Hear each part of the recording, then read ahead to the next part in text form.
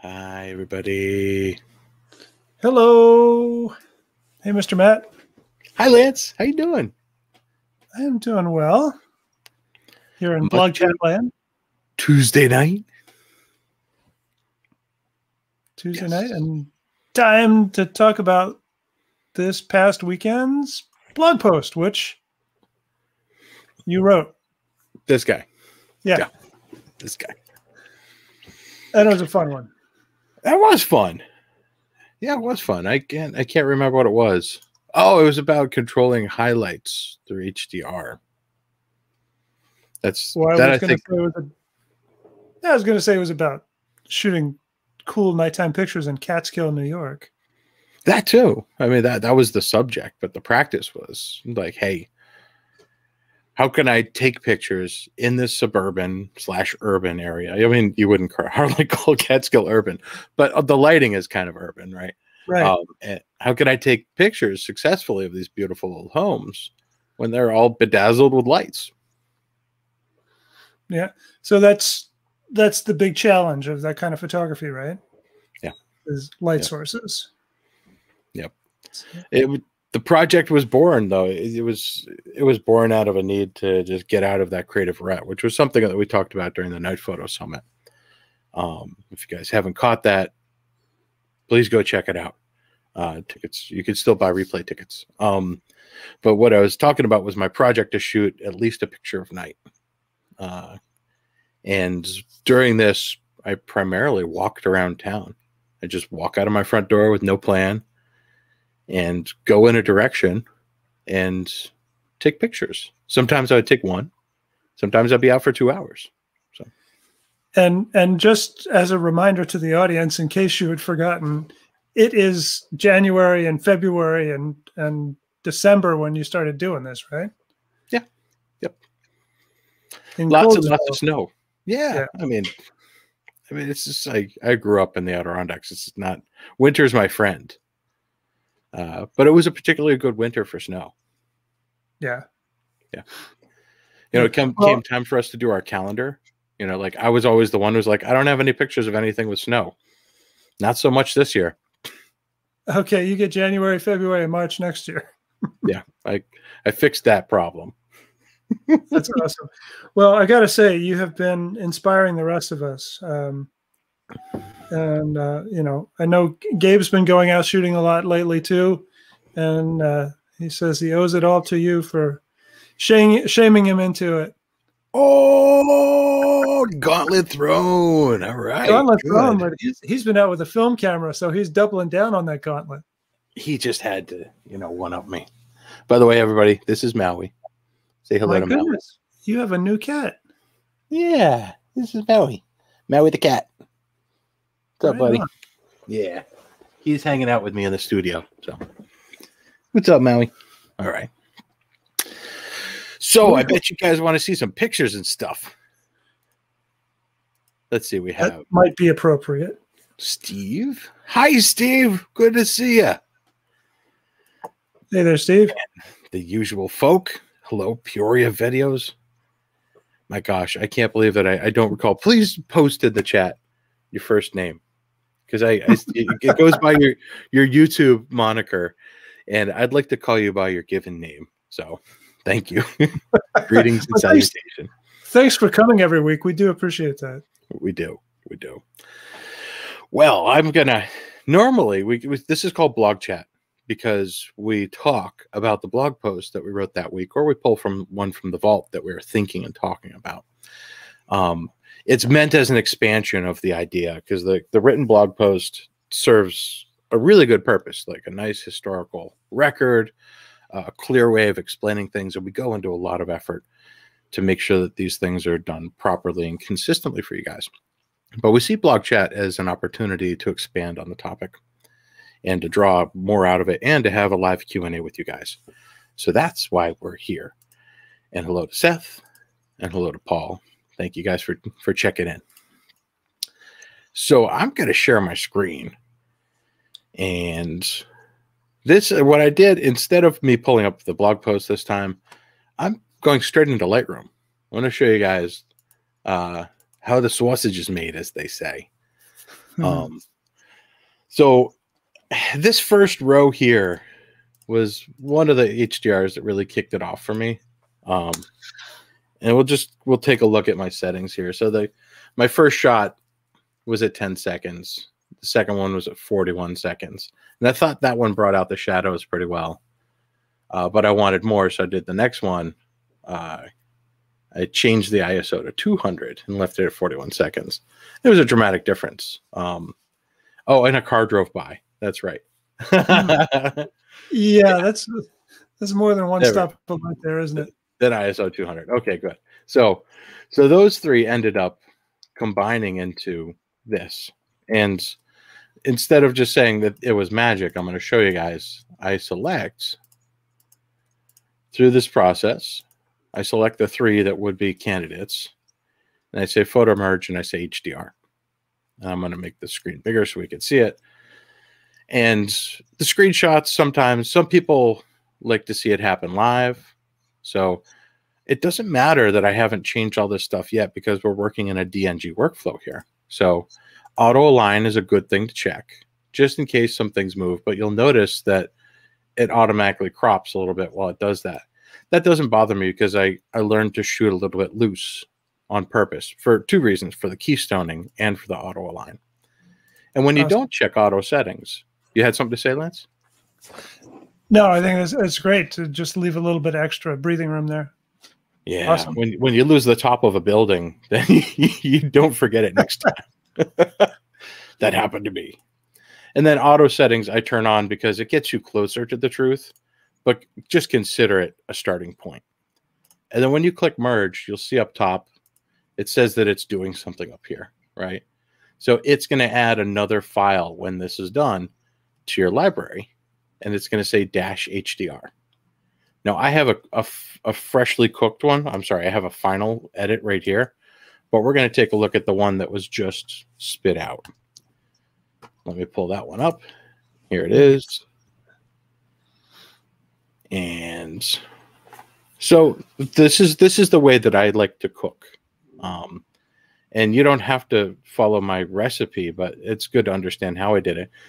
There's some awful sodium vapor light coming over on this side, and there's from the left side. And so there's some less awful light coming from the right-hand side. Not an ideal situation, but I would choose to white balance off of the face of this just to see what happens first. Now that looks a little... The brick was painted white, right? Yeah, the brick was painted white. And the top brick yields a different result than the bottom brick in highlight versus shadow, right? And you might just choose a couple of different whites to see what happens, get you closest. I happen to like that one better. And it feels good because the windows are warm. The house is neutral on this side, and it's cool on that side, which to me looks kind of great. And then once I've done that, I'll go in, and I've just been bumping right into Adobe Landscape lately. You could see that the colors just get richer, the saturation boosts. And for a photograph that has no skin in it, it's a good look. And I love how the different colors blend in the shadows. So to me, those are like the first steps that I take. And you'll notice that the sliders are already... Can I zoom for you guys? I wonder. No, I don't think I can. Yeah, that's too bad. So that's those auto settings in the HDR, right? When it makes those adjustments. Yeah. So over here in the auto settings, I was wondering if I could zoom my screen in, but I don't have the keyboard settings set already. Oh, there we go. Hey, look at that. Did that work for you? Yep. Oh wow, good. I'm a little disoriented. All right. Don't drink and edit, folks. All right. So yeah, you can see that these are all already set. This is what Lightroom thought was optimal, and it might not be. But like I said, it's a good place to start. Notice they jacked the vibrance. So that's part of what happened coming in here, but they brought the highlights down, the shadows up, and the whites up. So they're playing with a little micro contrast and the blacks down. So they're playing off of the whole micro contrast there. And it makes it look nice. It does, yeah. it's just so remarkable how far HDR has come from the early days of photomatics. You know, Right? I'm sure some of the audience remembers what those images look like, and you know, HDR still leaves a bad taste in so many people's mouths because of the you know the goofy fake look that you would get, and then you know it was so hard. You could work forever to try to get a realistic looking HDR image, and it was really close to impossible. Absolutely. So, you know, kudos to Adobe and for changing the way that it works and making it so easy, and especially for enabling us to do it and maintain a raw workflow. That's just so absolutely awesome. Isn't that amazing? I'd be like, yeah, it's made HDR fun for me, which it was a chore before. And now I say, okay, this is a tool in my toolbox that I'm not going to hate using. Yeah, it's super useful, and it's funny, and that I think it's cool that it's you know, you're using this for architectural images, because I think that's the type of photographer who probably uses HDR the most these days. Are you know, architectural and yeah, I think so. Perhaps more than landscape photographers. Certainly, you know, the architectural photographers I know use it.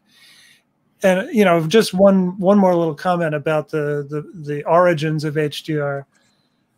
The bad HDR that I see these days, it's from real estate photographers. And they still tend to overcook it. You know, if you ever look at you know, Zillow or Realtor.com, or if you're shopping for a house, those images, they still really have that tone mapped heavy. Look at me, I'm HDR images. Yeah. Anyway, I have a dear friend who lives here in Catskill who is a photographer named Alon Koppel. He's an extraordinary photographer. Part of his main core business is realty photography, and his architectural photography, which is really what it is exquisite. Awesome. So that's the reason. That's the reason you hire a good photographer, is to not have that look. Yeah. Right. Yep. One of the other things that they do is perspective control. Now, I'm shooting almost all the time with my 24-70. Like, it seems to be enough to leave breathing room around for me to do these corrections I'm about to show you guys. I keep the 15 in the bag just in case. I'm like right up on the sidewalk and the house is looming. But this is really easy. You go into transform, you grab the little crosshairs here, and then you find two lines that should be parallel, and you draw one on, and you draw the other on. Pixel perfect. Okay. And then it makes it straight. That's it. And the difference between doing it and not doing it is really important. And that's why it's important to leave some headroom and some foot room around these buildings that you shoot, so that they can look at least vertically correct. This 3-point perspective to me looks fine. So yeah. The next thing I would look at is highlight control. So I might go for a global adjustment first to see if I could bring those highlights down. And it didn't really make it look less good. I like how when I do this, that the top of the porch shows up a little bit more. And I would play with that and see if the rest of this didn't get too dark. If that wasn't the case, then I would come in with a brush and do the same thing. And I would just grab a little bit of highlights and I would bring them down. And you know what? It's crazy when it makes it red. No, there we go. I had the overlay on. There's a little processing joke there, folks. Yeah. So I like to see hue in my highlights. And that's one of the primary reasons for shooting HDR, is so that your highlights don't blow out. So I think it's really important to find those moments and take care of them. And also, There's some awkward stuff going on at the edge here with that stop sign part of a tree. So I would come in on that and just make that go away. Yeah. So some other finishing things you might do, you know, might be to lancify it, or, you know, to pull in, you know, something that makes the center more important, you know, like that. But that's really up to you and to taste. But what I've described so far is basically what I'm doing to everything, except for I would maybe play with the highlights a little bit more. Now let's see what the difference between pre-coffee and post-coffee is. And here's the difference between two edits. I didn't warm up one, and I did warm up the other. Yeah. And isn't that fascinating? I darkened the windows in one, and I didn't in the other. I straightened one of them, and I didn't straighten the other. But I noticed we learn. You did not clone out the litter out of either one. Oh, it's because I'm a cat owner. There's litter here? I didn't see litter. No, in front of the fence. In front of the fence. Oh, litter. Trash. Oh, trash. You know what? That's authentic, man. Yeah. Yeah, so like it's interesting. In the comments, let me know. Left or right, which one do you like better? I'm really curious. Because, you know, one of them I processed a while ago, and one of them I processed in front of you. I do like the one that's straight better, and I like the highlights in that window better. So this is just proof that we learn more through our journey, right? Or I might have processed the other one at 2 a.m. Who knows? So, hey, question for you. Yeah. Do you ever use the Option Alt key to check your set or check your highlights and white and black points? I do. I'll show you that one on the next one. The next one's a challenge, so that'd be a good one to look at it. Do I have all three? That's interesting. All right. Let's look at this. Left. All right. Well, look at that. Everybody likes the left one. You all have very good taste. I just want to say that. Very good taste. So these three are the three images that are going to become let's see what happens. So this is when I started taking pictures like this and wasn't really doing it by the math. Like I was just doing it by how can I get a good exposure first and then keep dropping the exposure until I get good highlights. That's really how I was approaching the HDR as a highlight control technique. Yeah. Not really like an expansion technique. I realized just how much dynamic range the Z6 II has. So straight out of the bag, this is a terrible edit, right? This is the HDR that they think is appropriate. Oh, I lied. They made some better decisions. But that's amazing that it took 2 or 3 really dark pictures and came up with this. Right. But what you were asking, Lance, is whether I hold down the Option key on the Mac, which you can see reset sort of shows up when you're doing that, right? Yeah, I do that primarily for black point and not for white point. Because for black point, it starts out white and they just start to say, oh, these things should be black. But at this point, I wouldn't be doing it yet.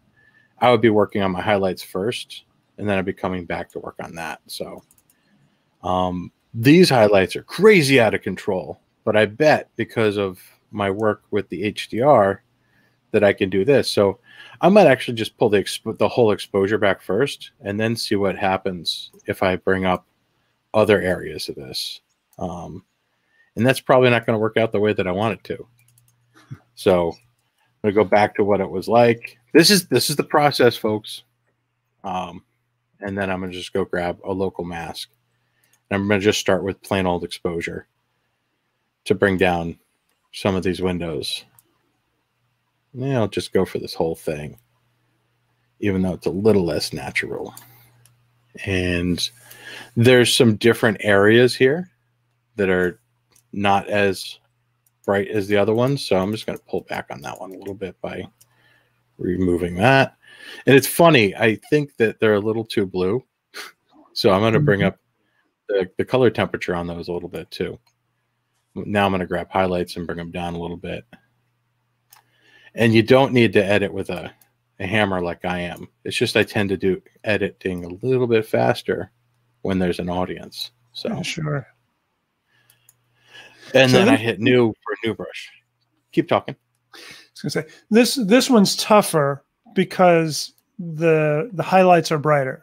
The bright highlights, and there's less light on the top of the house. So a wider dynamic range. And the challenge is if you were to do another shot with more exposure for the darker parts of the image, then you get the traditional issue with HDR images is that the blown highlights don't just clip around the highlights, but they expand beyond where the light source is or where those windows are, right?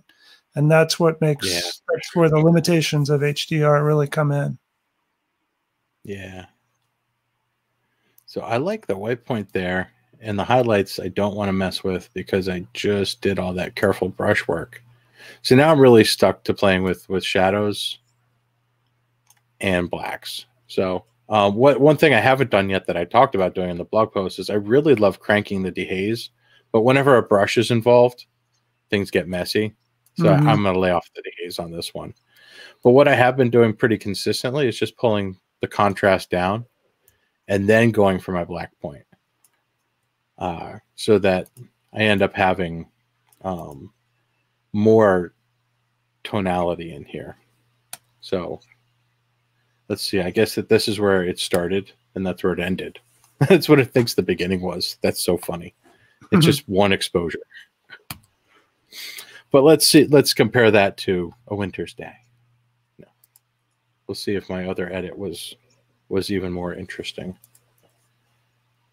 Huh. You had a little more out of the shadows on the last one, I think. Not so different. It's a little bit cooler also, the one you just did. Yeah. And so was the previous one. Interesting. Yeah. Yeah. I like what happened in the right-hand window better over there. Probably spent a little more time on the first version, right? Yeah, I think I did. Yeah.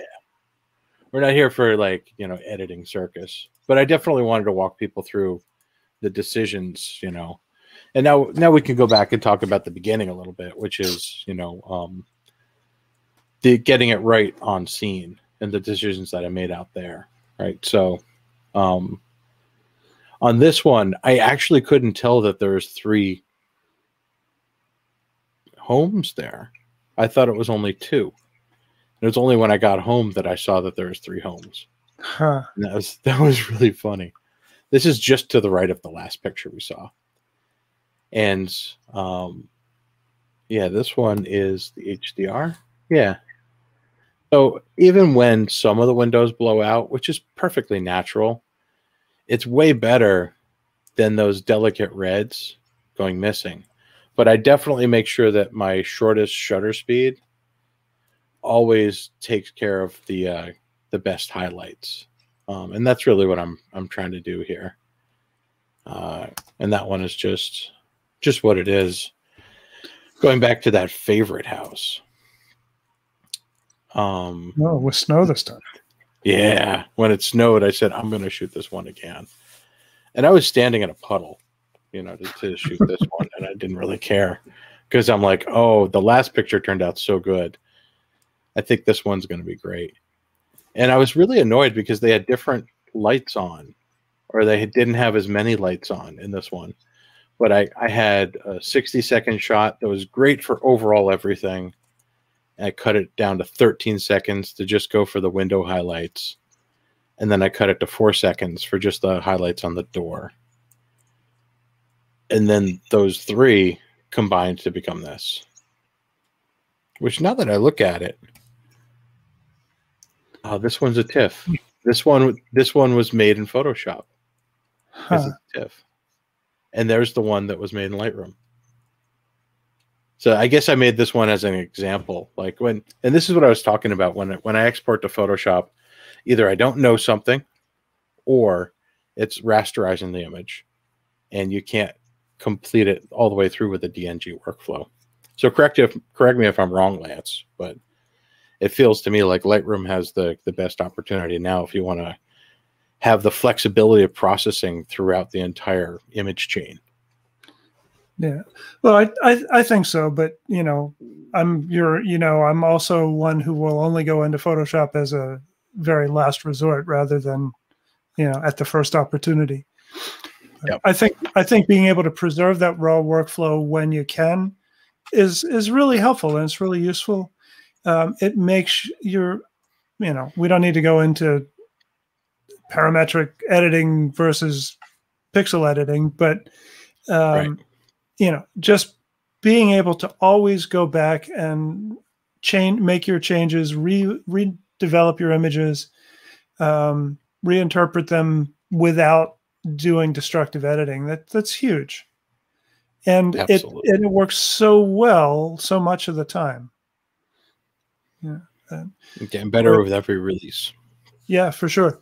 So why don't you tell us about, you know, the steps that you go through on scene? And we started down that path and I think got sidetracked, but you know, in terms of setting up your shot, you know, you do these multiple exposures, overall highlights, really bright highlights, but what else are you looking for? And just, are there general settings that you always jump to in camera? Great questions. What are important techniques in composition and also in terms of working with your camera settings? Well, I always approach this asking myself, what's the least amount of work I can do? Which I know you might find strange because I'm very process oriented. But honestly, I don't want to overcomplicate this unnecessarily. So if I can get it in one shot, I will. If there's enough dynamic range there that the highlights don't blow, I'll take just one picture. So okay. Can I ask you a question based on that? Yeah. So in that situation, if you're going to try to do it in one frame, what's your exposure strategy? My exposure strategy is to, if I've already gone through my high ISO test for the night, then I will do that. If I haven't, then I'll set up a high ISO test just to find out what the ballpark is. Honestly, having gone out night after night, I pretty much know what the settings are for my neighborhood based on the moon and the cloud level. And the lights around these houses are almost similar. There's not a lot of people that have extremely bright lights. The street lights are definitely brighter than the house lights. So what I'll do is I'll set up and I'll take the longest exposure I can at ISO 100 because I want the quality and I want the maximum dynamic range out of that file. And then I will definitely zoom in and check focus. I will zoom in and check highlights. I'll maybe turn on the blinkies to see if the highlights clip. But I'm looking for that. And then if I see that the highlights didn't clip, I'll go inspect the shadow areas to see if the shadow areas hold enough detail. And I'll especially look at the histogram. The histogram is usually the first place I look after checking focus. If it's jammed over to the left, I need to take another picture with more time. Generally more time. I usually don't touch the ISO and I usually don't touch the aperture because I know what depth of field I need. So usually, what am I usually at? 5.6, something like that. This is f4. Yeah, so depending on the light level, I could be f4, 5.6, or f8.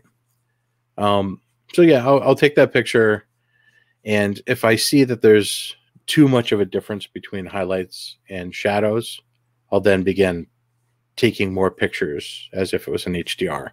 I'll take the longest possible picture to get good shadow detail. And if my highlights are blown, I take a couple of more pictures until I see on the back of the screen and by the histogram that the highlights are not clipping. So you're starting to make sure. Is it a recipe? No. Yeah. You're starting to make sure you've got enough shadow detail, and then you look at the highlights and back down from there. Yep. Yeah, I always get the longest exposure first.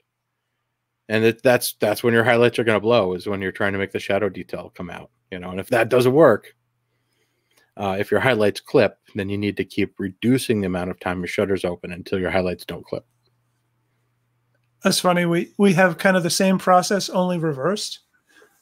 So when I'm out shooting this, I start by exposing as much as I can without clipping the highlights, and then look at the shadows and see, oh, okay, you know, that the shadow part of the image is severely clipped. Need to start building. But, you know, I think the point is there are definitely you know, different approaches you can use, but having a workflow that you can rely on, that you know how it works and you know what the steps are, makes the process simpler and more straightforward. Oh, absolutely. Absolutely. And no, just knowing that you have that goal of, you know, not clipping, or having enough shadow detail, not clipping your highlights, is get the exposure on the goalposts, right? So, yeah. So I saw a question from Hadley. Oh, sure. Oh, sorry. You're going to ask me a question? Yeah, I was going to say that, you know, you don't see too many direct light sources in your shots. You know, I think there's one or two on the blog post, like actually where there's lights on the front porch on either side of the door. But it seems like part of the composition strategy is to avoid lights in the frame, right? Thanks for pointing that out. You're absolutely right about that. After the first couple of nights of shooting, where I really liked the photograph, but I didn't like having bare, naked light sources in my lens, I would position myself to the left or the right and try and block as many of those light sources behind posts or trees or mailboxes or whatever I could, because I just didn't want to deal with them. Because they didn't look natural when I tried to make HDRs, because they're supposed to be blown out. They are much brighter than anything else. It's a naked light source. So strategically, I might not just shoot a house that's covered in exterior lights, even if it's beautiful, because it's freaking annoying. Cool. But yeah, I shimmy to the left or the right and I block them. And on this one that we were just looking at, it was definitely a conscious decision to take that hanging light in the porch right here and to put it behind the post. 100% conscious decision.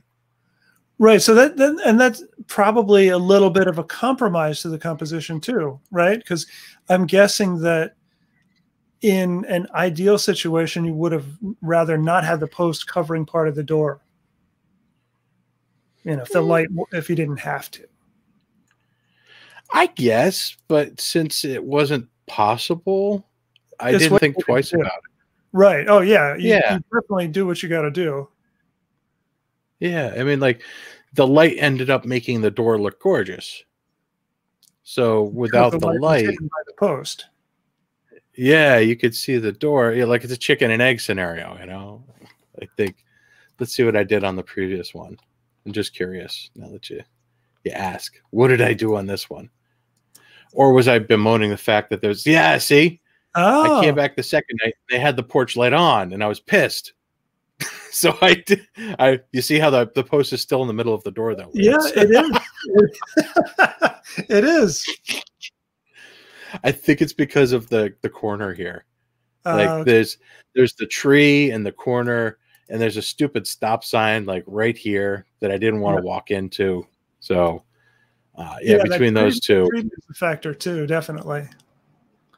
Oh, I think I can bring them both up at the same time. Yeah, that was an interesting question. Yeah. I think every image that you make is a series of compromises. You know, picking one thing over another to prioritize, whether it's aperture over shutter speed, or, you know, blocking the door with the lamp post, with the porch column, or the tree, you know. Yeah, for sure. For sure. You're tossing away least desirable variables, you know, and exactly in favor of, you know, like And what do you have left? What you can work with. Oh my gosh, I have never put these two side by side, and I like the differences between them. How much brighter the one on the left is on the right side of the house. Oh yeah, wow. Maybe I'll shoot this house in all 4 seasons and then go sell them the pictures. There you go. I think Mabel.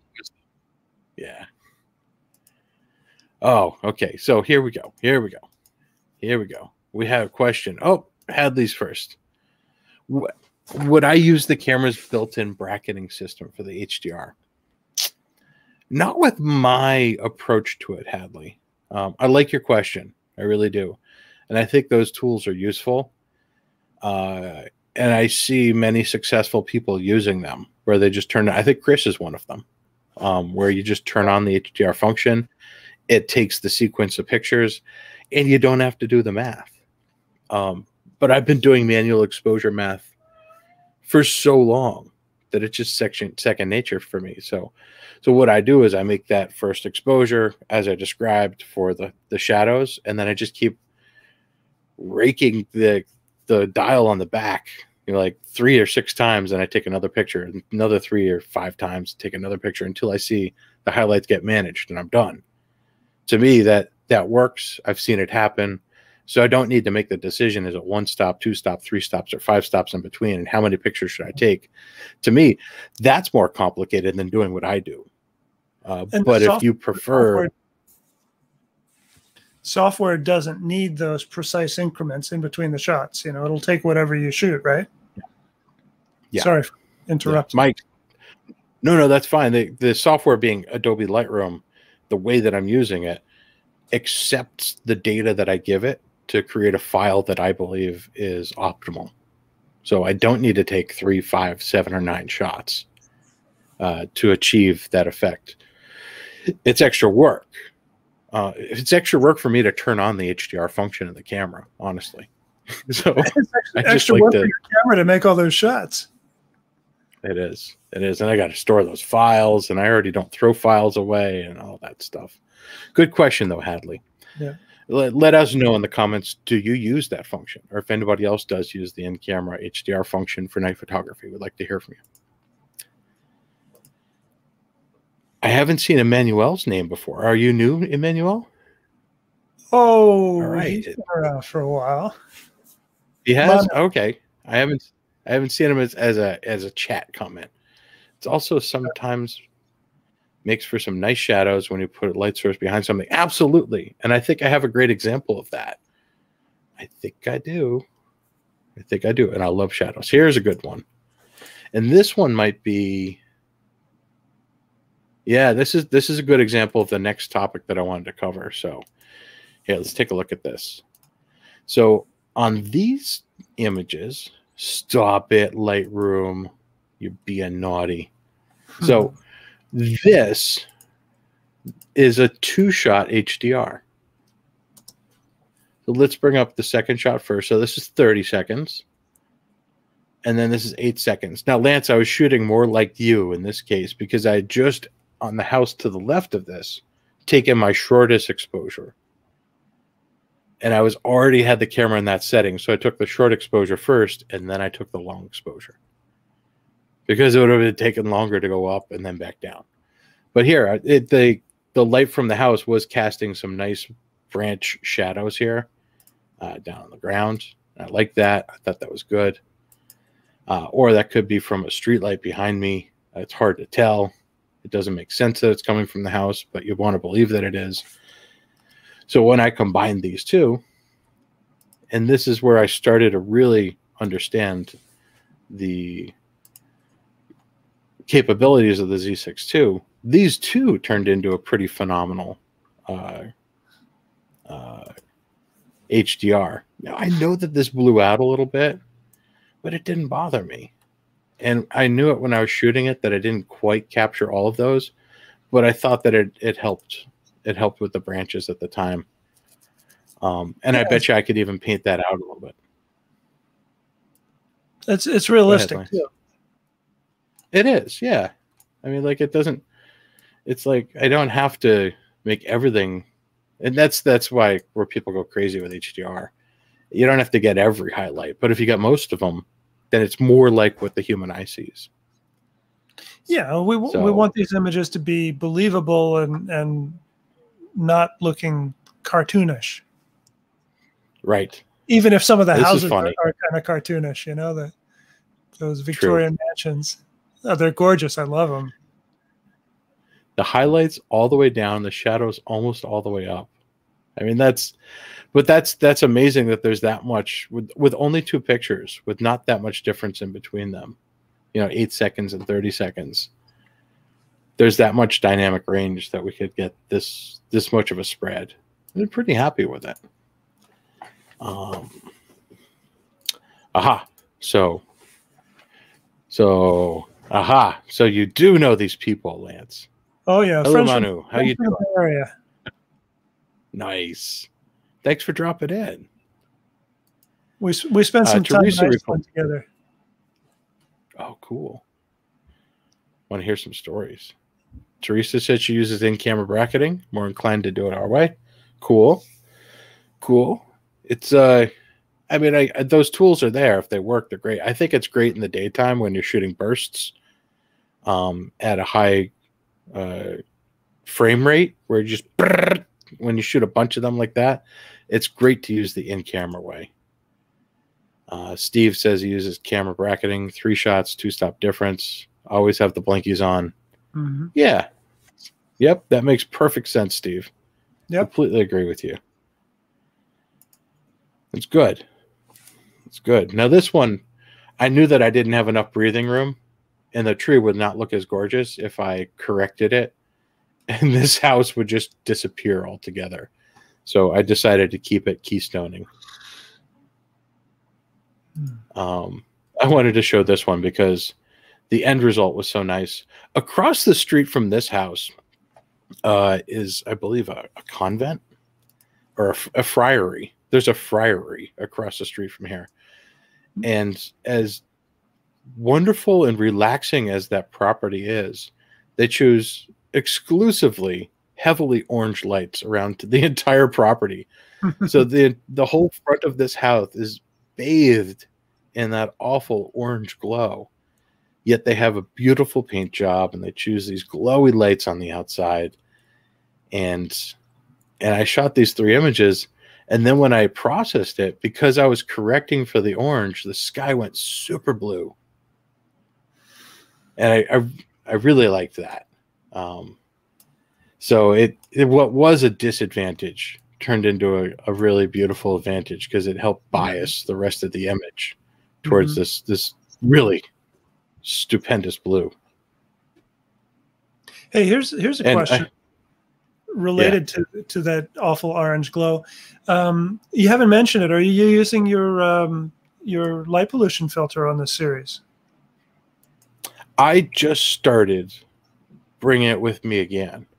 I didn't, since it was part therapy. Like the walking around and taking pictures was like personal therapy. Like, I'm going to go out and I'm going to do something that makes me feel good. And I didn't want to complicate it. I just kind of wanted to spend time with night photography again, and be as friendly as I could with it, and not to make it too complicated. And filters, like it or not, are complicated. If they're glass filters, you need to handle them carefully and drop them into a holder and make sure the holder's on. And the holder, you probably don't want to leave on your camera when you're putting it into the bag, because it gets caught on stuff. And screw-on filters, you're either going to leave them on, or you're going to be taking it on and off. You're threading it all the time. I know there's magnetic ones now, but I don't own them. So anyway, yes, I've started bringing the Nisi ones around. I'm trying those out, and I'm going to compare those to the Irix pretty soon. And yeah, there's only a couple of places in town that have the sodium vapor. This happens to be one of those locations that we were looking at, and down near the Hudson River, where the 2 parks are. There's heavy sodium vapor there too. But it's in my bag now. Yeah, I want to call out to everybody who's watching that you did an awesome blog post not too long ago, earlier this winter, I think, comparing the effects with and without different light pollution filters, both in that was fun. Both in the natural landscape and in this urban environment. And that was kind of the real surprise to me was how freaking useful they can be in the urban environment, because they're really designed to block out sodium vapor light, and just sodium vapor light. Yeah. So, yeah. We had a presentation from a guy that actually works for Star Watcher, who's an astronomy buff, and did this presentation sponsored by Nisi during the Night Photo Summit. And I sat in on that one, and he showed the spectrum that it blocks. And it's fascinating to see which companies will share their spectral graph and which won't. So they know exactly what they're blocking and what they're not. It's a little too bright, but this is, whoops. Yeah, that's set to sodium vapor. Pretty much. I just messed it up. So, oh, yeah. While you're doing that, Manu said, "Awful orange glow, better than bland white LED lights." You know what? I'm not going to argue with you there. I like some variety of color, hue, and awful color when I'm out shooting, and that awful orange glow is, you have to work around it. Well, Manu, how about this way? You know, when you've got nothing but sodium vapor, it's not very nice, right? But when you have multiple light sources together, it can really make for something quite pleasing. So. Oh, Jay said this. He started using the Case Z internal night filter, which makes handling easier. So I assume you screw that on the rear of the lens. Tell me more. Or does it fit into a particular lens as like a drop-in in the middle? I'm curious about that. All right. Wow. What else we got going on here? You guys want to see more examples? Yeah, let's hop back in. Well, Lance is working on his light. So let's see. This is the other side of that same house. So now you can see the awful orange glow. So there it is. Mm-hmm. And this is just another two-shot. So that's fascinating. So this one, I saw that the inside of the house, the interior looked good. I know I'm a creeper, but and then the outside looked good. And then combined, it looks natural, right? It goes like that. And together they look pretty good. And this one, I ended up doing I think I remember doing some weird stuff with this. I think I pulled a gradient in on the side and probably desaturated. Let's take a look. Yep, there's the gradient. Makes sense. I pulled the highlights down. I pulled the exposure down, and I pulled the saturation down 19 points. So without that gradient, it looks like this. So that was just a highlight control and get rid of that orange moment for me. Yep. Yeah, the whole point here is to make it natural, not to make it, a superstar image. It's just, I'm out here to enjoy myself. This is another two-shot. I like showing these two-shot examples where if you're not really into HDR, with one good base exposure and one highlight controlled image, you can make an image like this. So just two images, and you can make a beautiful HDR that looks natural. And that was really as I started working through my process. I started to find that I enjoyed those two shots better. This one was weird. This was just before somebody in the neighborhood called the cops on my wife and I. And this is at the end of a cul-de-sac. Yeah, I know. Totally a creeper. This one had another strange light source nearby that was heavy green, sort of blue. And when I corrected it for the light sources that were local to the house, everything else went like purple and strange blue. but I kept it because it's really fascinating and freaky. And maybe that's why they call the cops on me. Oh boy. Yeah, I know. I know. This is fun. Okay, so Jay said that that filter clicks into the body. Okay, now I'm starting to remember that. Oh wow. Now I remember that. Now I got to go look that up. Yeah, that's pretty interesting. Case Z, ND64 clip-in rear mount filter for Nikon. Oh, look at that. That's nifty. So this one, I'm guessing that only works for mirrorless cameras, right? You wouldn't want the flopping mirror to knock into that. No, I don't know, man. No, this one looks like it fits on the 14 to 24 standard. Yeah, it fits on the back. Look at that. Nifty.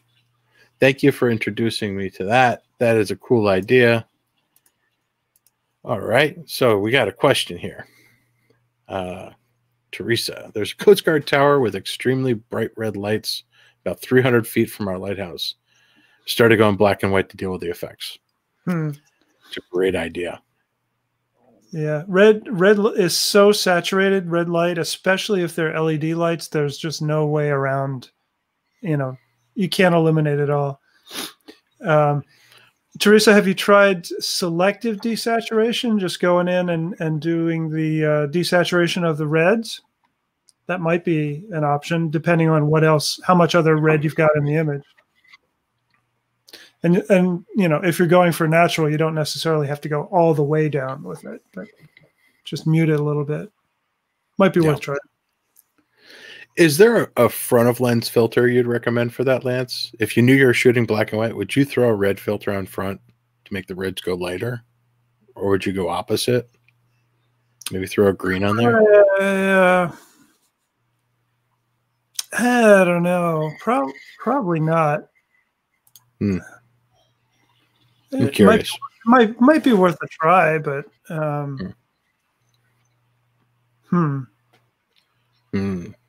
I have no idea. I'm curious. I don't have any of those old Coke and red filters that I used to have when I shot black and white film. So, yeah. Well, it's she didn't say, but I'm guessing that the problem is the red cast more than the intensity of the light. Sure. I mean, I'm thinking of it this way. If you know you're going to be processing black and white, you might set your camera to show black and white. And then if you throw filters in front, it's just like shooting black and white film and throwing filters in front, right?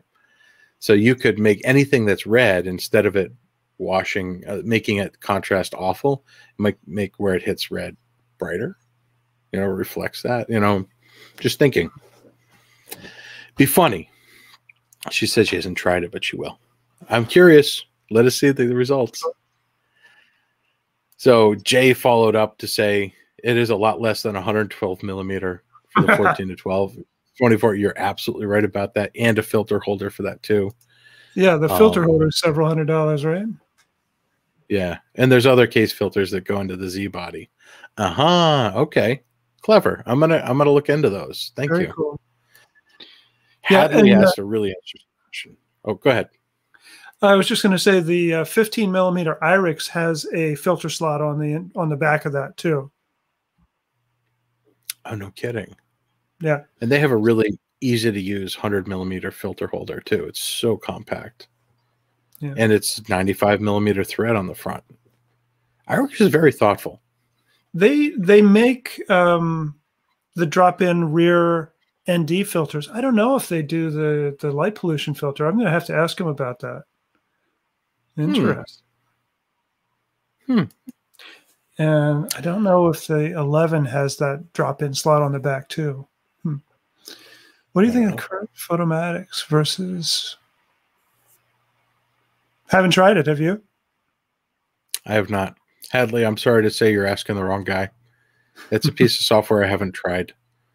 I'm trying to think of somebody I know that uses photomatics. And I'm not saying that in a way that, like, I don't think it's used. I know a lot of people use it. It's just not me or people I ride with, I guess I could say.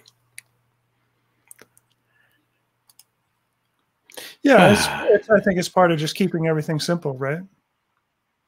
I try. I like software. Don't get me wrong. I like trying new Oh, I know software. you I do. like understanding software. I like being able to explain software to people when they ask me questions. In this case, I failed you, Hadley. I'm so sorry. But Photomatix, I don't think I've tried it for 4 years. Yeah, primarily because I didn't use HDR because I thought it didn't work for my kind of photography. And now I do because it does work for my kind of photography. But the tool I already have works very well for me. So, Right. Best I can wonder, say. does the new Hadley, maybe you can answer this. Does the newest version of Photomatix keep you with a raw workflow in the end, or you end up with a TIFF? Because that can be a deciding factor too. Well, let us know. Aha, I see. If the tower is behind you, would you be shooting away from the tower if it was behind you? I guess I'm confused. That's okay. I look forward to seeing pictures, Teresa. Indeed. Yep. Wow. I hope that was helpful. I hope that I have more examples, but I got to the end of the prepared examples that I had for you folks in Lightroom. So if you have any more specific questions, just let me know in the chat or by email or in the comments here. Happy to answer those, or leave a reply on the blog post itself. We pay attention to all of them. So here's a question. Are you running out of interesting houses? I just need to walk further. You know, it's funny. Like a lot of the, even like classically pretty houses are very close to me because I live on Main Street. And they're up the hill and like overlooking the Hudson River. There's other areas of town that have some slightly different kinds of architecture that I think are equally beautiful. You know, they just might not be classic, in quotes, you know. Everything kind of gets more interesting at night anyway. So, but it is a small town. We are a village. We're not a town. We're not a city. We're a village. So I'm going to run out soon. But, you know, there's lots of other cool towns nearby and things falling to ruin. So I'm really not that worried about running out of material. So. Yeah. Well, I remember when Chris and I did the post-processing workshop at HQ there in Catskill, and when we went out and shot January a year ago. That's right. We were doing, you know, the more industrial stuff was what caught everybody's eye, and we were kind of going in the opposite direction for where you've been shooting. So I've really been enjoying your images, and because I certainly noticed all those houses driving through Catskill, but it wasn't where we ended up photographing at night.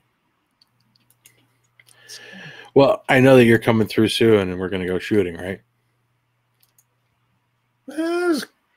Might just happen, yeah.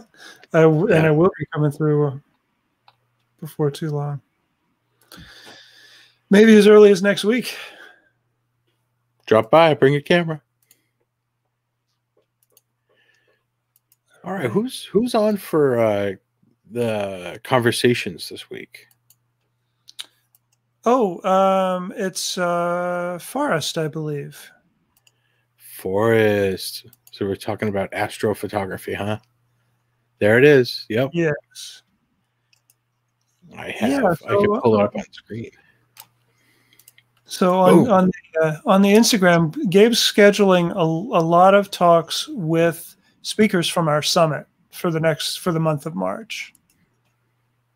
And tomorrow night? Yeah, yep. Tomorrow night. Tomorrow night we have Forrest. I don't know how to say his last name. Desantonge. I tried. So. Yeah. Wow. So I haven't had a chance to watch his presentation from the summit yet. So this would be a good chance to catch up with that. Yeah. Awesome. Teresa, thank you so much. We appreciate you. Thanks for being here. Jay, I agree. If everybody in Nassau could turn off their lights, it would be fantastic. I've never heard Tongue of the Ocean. I got to go Google that. Yeah, no kidding. Tongue of the Ocean. It sounds so inspiring. And then thank you, Sue. Thanks for being here. Sue. And thank you, Hadley. Everybody have a good night. We hope to see you tomorrow for NPN Conversations on Instagram Live. We appreciate you. And yeah. Oh, thanks, Manu. Thanks, Manu. Good to see you back again. It's been a while. And say hi to Greta for me. Oh, that's awesome. Lance, thanks for hosting me, man. All right. Thanks for hanging out. All right, everybody have a good night, and we'll catch you around the bend. Go out and seize the night. Good night, everybody.